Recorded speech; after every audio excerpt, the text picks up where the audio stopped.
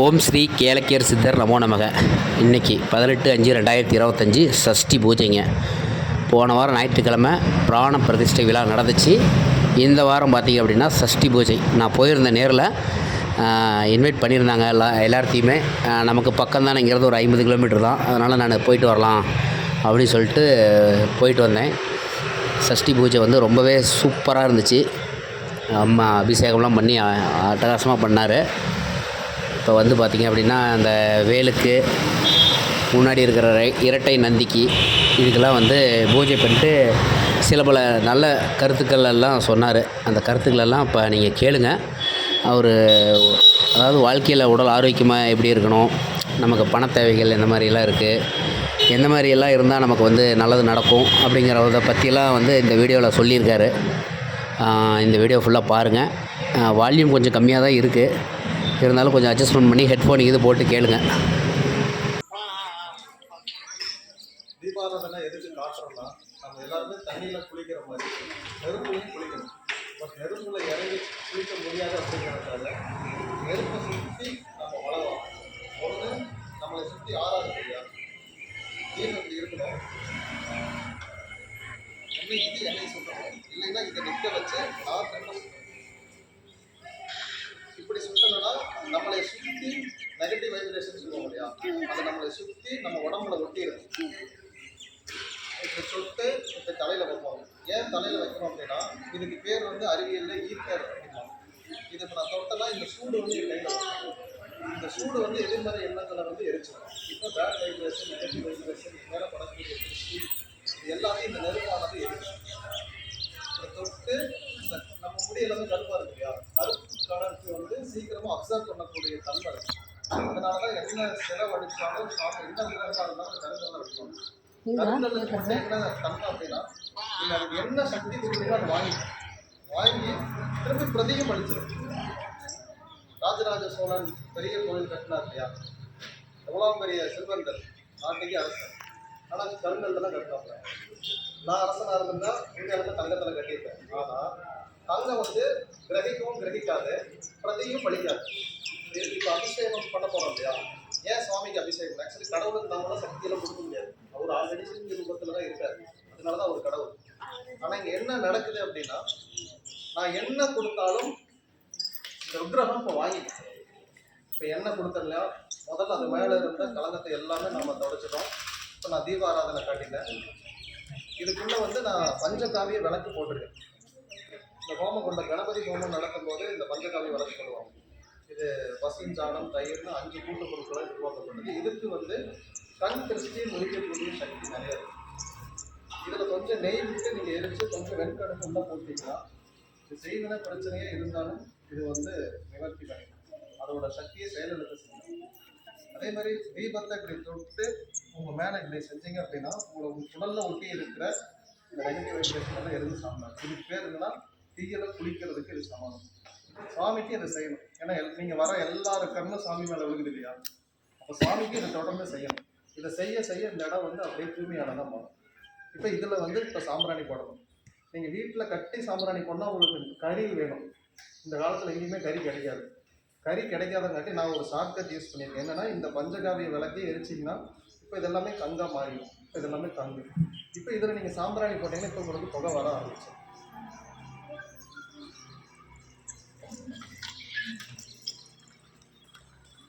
Use பண்ணாதீங்க. இதை நல்லா பொடி பண்ணி வச்சுக்கோங்க. உங்களுக்கு 1 நிமிஷத்தில் இவ்வளோ புகை வரும். இதுக்கு நீங்கள் கறிக்கோ மரக்கட்டைக்கோ போய் தேடி அலையணுங்கிற அவசியம் இல்லை. இப்போ இதற்கு என்ன சக்தி இருக்குது அப்படின்னா, இந்த தூபம் போடுறோம் இல்லையா, இந்த வாசனை வந்து கமகமன்னு இருக்குது. இந்த வாசனை கடவுளுக்கு பிடிக்கும். இந்த தேவலோகத்தில் இந்த தூபம் போடுவாங்க அப்படிங்கிறது நம்மளோட ஐதீகம். இன்னைக்கு ஞாயிற்றுக்கிழமை பிரியாணி ஸ்மெல் வந்து எப்படி எல்லாருக்கும் பிடிக்குமோ, அதை மாதிரி இந்த வாசனை வந்து கடவுளுக்கு உகந்த வாசனை அப்படின்னு நம்ம முன்னோர்கள் சொல்லியிருக்காங்க. இப்போ இந்த வாசனையை நம்ம தெய்வங்களுக்கு காட்டணும். இன்னைக்கு சஷ்டி அப்படிங்கிறதுனால அவருக்கு முக்கியத்துவம் கொடுக்குறேன். அங்க இருந்து வரேன்.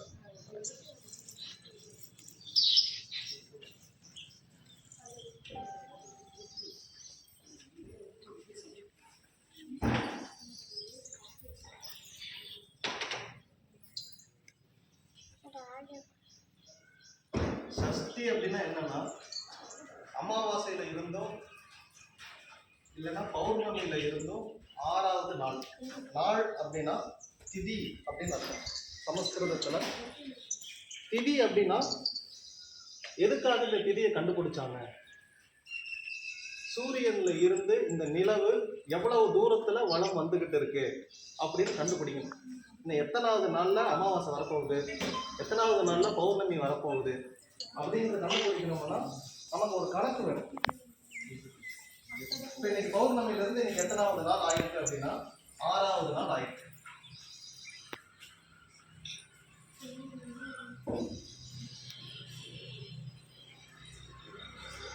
இந்த சஷ்டிக்கும் முருகனுக்கும் என்ன சம்பந்தம் அப்படின்னா, 6 அப்படிங்கிற எல்லாமே முருகனுடையது.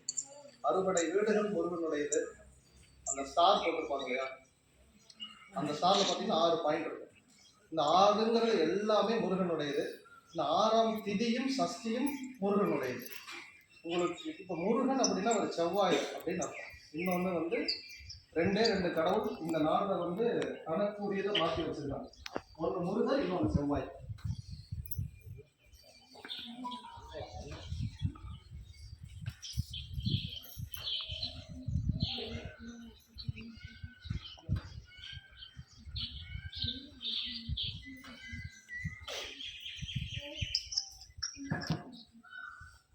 முருகன் எங்கே தான் இருப்பார்? முருகனுடைய கோயிலெல்லாம் எங்கே தான் இருக்கும்? மலை மேல். அட்லீஸ்ட் குன்றாவது இருக்கும். அந்த காலத்தில் கட்டணும். ஏன் அப்படின்னா இவர் வந்து குறிஞ்சி அரசு, அதாவது மலைகளின் அரசு. எல்லாருக்கும் அந்த 5 வகை திணைகள் தெரியும். குறிஞ்சினா இவர் மலைகளுக்கு சொந்தமானவர். நிலம், மலை, அதாவது நிலம் உருவாவதற்கு முன்னாடி மழை உருவாச்சு. அதனால இவர் வந்து நிலத்தின் மலைகளின் அரசன்.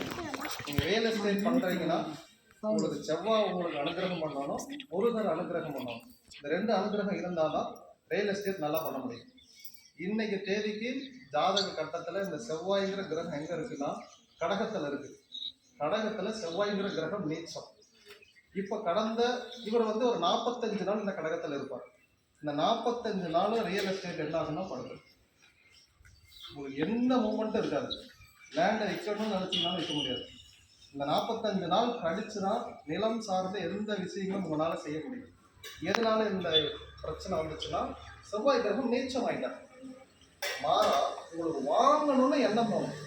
ஒரு கிரகம் நீச்சம் ஆகுதுன்னா அதனுடைய காரகத்தன்மை எல்லாமே அடிபட்டு போயிடும். இன்னைக்கு லேண்ட் நீங்கள் வாங்க முடியாது, விற்க முடியாது, பயிர் செய்ய முடியாது. அதை விற்றீங்கன்னா அதை வந்து சந்தையில் விற்றீங்கன்னா நல்ல லாபம் கிடைக்காது. நிலம் சார்ந்த எல்லாத்தையும் இவர் அடிச்சு விட்டுருவார். திரும்ப இவர் சிம்மத்துக்கு எப்போ கிராஸ் ஆகி வராரோ அப்போ மெல்ல மெல்ல டீஆக்டிவேட் ஆகும். இது எப்போ சூப்பராக இருக்கும் அப்படின்னு கேட்டிங்கன்னா மீண்டும் தை மாதம் இது சூப்பராக இருக்கும். கொஞ்சம் கொஞ்சமாக இந்த செவ்வாய் க்ரோத் ஆகி வந்துக்கிட்டே இருக்கும். இப்போ யாராவது ரியல் எஸ்டேட் பண்ணுறீங்கனாலும் இப்போ லேண்ட் விற்காதீங்க. இன்னும் ஒரு 30 நாளுக்கு எந்த பெருசாக எதுவுமே மாற்றம் நடக்காது. 30 நாள் கழித்து பண்ணணும். உடல் இழைக்கணும் அப்படின்னு நினச்சிங்கனாலும் இந்த சஷ்டியில் விரதம் இருந்து செவ்வாய் வழிபாடு பண்ணுனீங்க அப்படின்னா உடல் இழைக்கும். உடல் எனக்கு நல்ல புஷ்டி ஆகணும், உண்டு ஆகணும்னு ஆசைப்பட்டேன்னா நீங்க சதுர்த்தி யூஸ் பண்ணிக்கோங்க. இதை ஞாபகம் வச்சுக்கிறதுக்கு பிள்ளையாருக்கு வந்து சதுர்த்தி ஞாபகம் வச்சுக்கோங்க. அவருக்கு வந்து தொப்பை இருக்கு. ஓகேங்களா? நீங்க குண்டாகணும் அப்படின்னா சதுர்த்தியில நல்லா சாப்பிடுங்க. சதுர்த்தியில கொஞ்சம் விரதம் இருந்து வழிபாடு பண்ணீங்க அப்படின்னா உங்களுக்கு உடல் பருமன் ஆகும். செவ்வாய்ங்கிறது வந்து உங்க உடலை வந்து உருக்கக்கூடிய. இப்போ விரதம் இருந்தீங்கன்னா உங்களுடைய பிளட், அதே மாதிரி செவ்வாயினுடைய கலர் பார்த்தீங்கன்னா 2 எல்லாமே சிவப்பு கலர் பூ வச்சுருப்பாங்க. ஸோ இன்னைக்கு வந்து செவ்வாய்க்கிழமை நீங்கள் ரெட் கலர் போடுறது நல்லது. சஷ்டிலையும் நீங்கள் ரெட் கலர் ட்ரெஸ் போடுறது ரொம்ப நல்லது. இதெல்லாம் பண்ணிங்கன்னா இந்த காரகத்துவத்தை வந்து உள்ளே இழுக்கும். இது நம்ம முன்னோர்கள் இதெல்லாமே கண்டுபிடிச்சி இந்தந்த நாளில் இந்தந்த தன்மை இந்தந்த கிரகத்தினுடைய ஒளி இந்த பூமிக்கு வருது. அதே மாதிரி சஷ்டியும் இது என்னைக்கு கிருத்திகை நட்சத்திரம்